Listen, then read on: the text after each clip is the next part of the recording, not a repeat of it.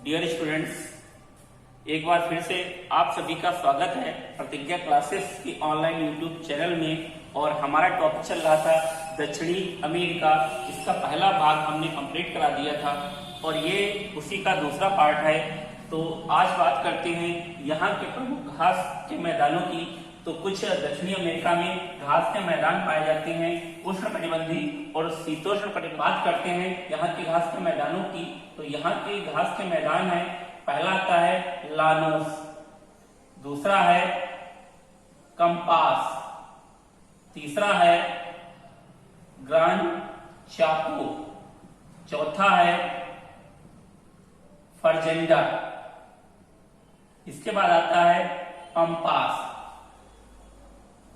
तो यहाँ की कुछ ये घास के मैदान है। लानोस घास के मैदान की तो ये कोलंबिया और वेनेजुएला वाले क्षेत्र में पाए जाने वाले घास के मैदान है जो उष्ण कटिबंधीय घास के मैदान है। इसके बाद अगर बात करें कंपास की, तो कंपास जो हमारा देश है ब्राजील, तो ब्राजील में पाए जाने वाले घास के मैदान कंपास कहलाते हैं और ये भी उष्ण कटिबंधीय घास के मैदान है।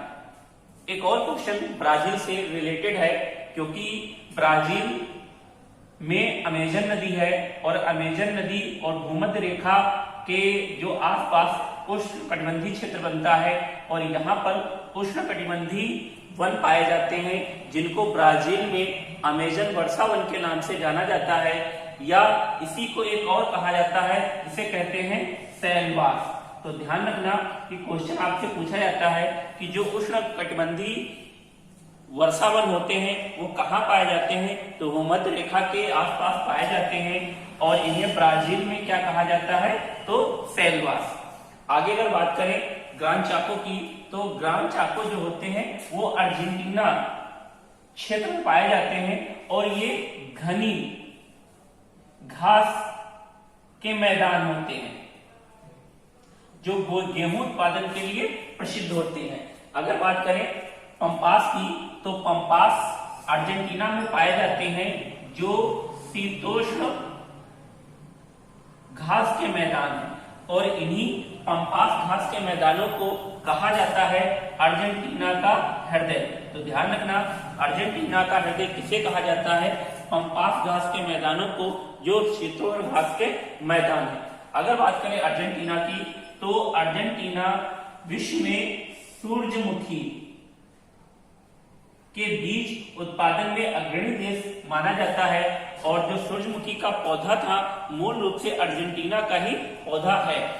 अगर आगे बात करें फर्जेंडा की, तो फर्जेंडा ब्राजील में पाए जाने वाले कहावा व कॉफी के बागानों को कहते हैं। तो क्वेश्चन कई एग्जाम में पूछा गया है कि ब्राजील में जो कहावा के मैदान या बाग पाए जाते हैं उन्हें क्या कहा जाता है, तो फर्जेंडा। ये विश्व में सर्वाधिक कहावा उत्पादन करने वाला देश ब्राजील है और यहाँ का एक बंदरगाह है सैंटोस बंदरगाह। तो सैंटोस बंदरगाह विश्व में सर्वाधिक कॉफी का निर्यात करने वाला बंदरगाह माना जाता है। यहाँ पर कॉफी की कुछ किस्में पाई जाती हैं। रोबिस्टा एक किस्म है, रोबिस्टा तथा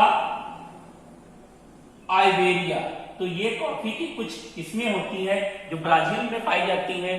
तो भारत में सर्वाधिक कॉफी उत्पादित करने वाला राज्य कर्नाटका है। तो यहाँ पर एक देश पड़ता है ये वाला, जिसका नाम है वेनेजुएला।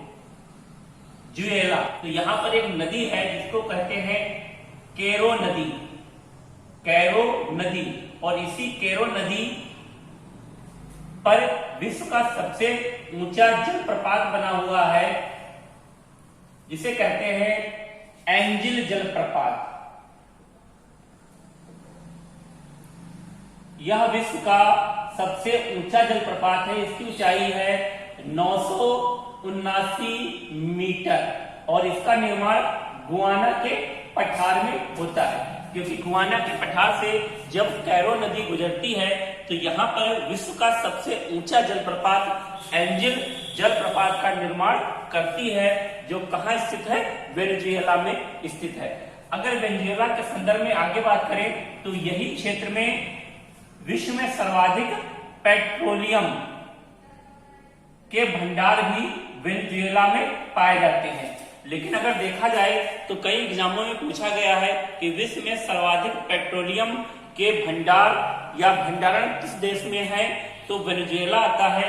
लेकिन कुछ एग्जामों में इसका सही आंसर सऊदी अरब को माना गया है।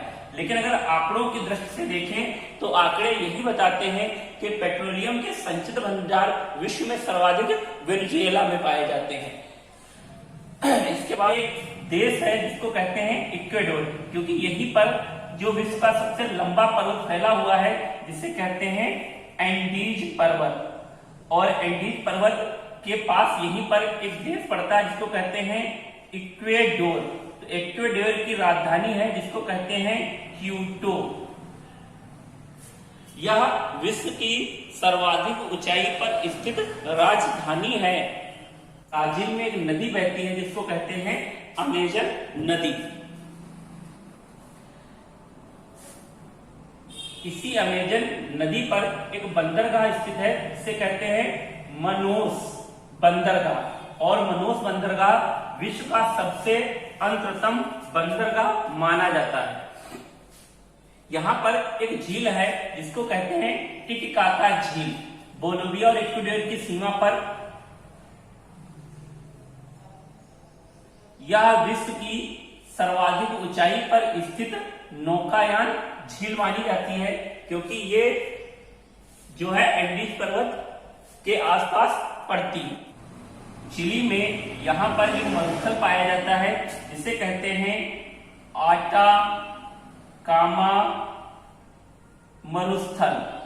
तो हमने बताया था कि आटाकामा मरुस्थल दुनिया का सबसे शुष्कतम मरुस्थल माना जाता है, और यहीं पर एक स्थान है अकीरा। यह विश्व का सबसे शुष्क स्थान है। ध्यान रखना कि विश्व का सबसे शुष्क स्थान कौन सा है, अकीरा। कहाँ पड़ता है, आटाकामा मरुस्थल में, और किस देश में, तो चिली में। आटाकामा मरुस्थल विश्व का सबसे शुष्कतम मरुस्थल है, ना कि स्थान, जबकि अकीरा दुनिया का सबसे शुष्कतम स्थल है। और अगर बात आ जाए कि विश्व में सर्वाधिक गर्म स्थान, इसका नाम है लीबिया, और लीबिया में एक स्थान है अल अजीजिया, जो विश्व का सबसे गर्म स्थान माना जाता है। फिर यहाँ की अगर कुछ विशेषताओं की बात करें तो यहाँ पर कुछ पक्षी पाए जाते हैं। यही का एक पक्षी है जिसको कहते हैं रिया। तो रिया न उड़ने वाला पक्षी माना जाता है। जैसे दक्षिणी अफ्रीका में शुतुरमुर्ग जो कालाहारी मरुस्थल में पाया जाता है, और शुतुरमुर्ग है, रिया है, तो ये न उड़ने वाले पक्षियों की श्रेणी में आते हैं। यहीं पर एक और पक्षी पाया जाता है कैंडोर पक्षी। तो कैंडोर पक्षी विश्व का सबसे या संसार का सबसे बड़ा शिकारी पक्षी माना जाता है। एक और एनिमल पाया जाता है प्यूमा, या कहीं कहीं इसको पूमा लिखा होता है। यह एक कैट कैटेगरी एनिमल होता है, बिल्ली प्रजाति का, और जो पेड़ों पर रहता है, और पेड़ों पर रहने वाले जानवर जैसे बंदर या गिलहरी आदि को खा जाता है। तो प्यूमा ब्रांड के कुछ कपड़े भी आते हैं और जूते भी होते हैं, तो आप सभी लोगों को पता है। इसके आगे अगर बात करें तो यहाँ का एक देश है जिसको कहते हैं पेरू। पेरू एक देश है, पेरू। तो पेरू दक्षिणी अमेरिका महाद्वीप का सर्वाधिक मछली पकड़ने वाला देश है, और जबकि चिली विश्व में सर्वाधिक चांदी उत्पादन करने वाला देश है, क्योंकि यहाँ एक खान है जिसको कहते हैं चुकी की माटा, जो कहाँ पड़ती है, आटाकामा मरुस्थल में पड़ती है। तो यहाँ की ये प्रमुख बातें थी। लगभग आपका दक्षिणी अफ्रीका महाद्वीप क्लियर हो गया है, और इसके बाद अब प्रारंभ करेंगे हम यूरोप महाद्वीप।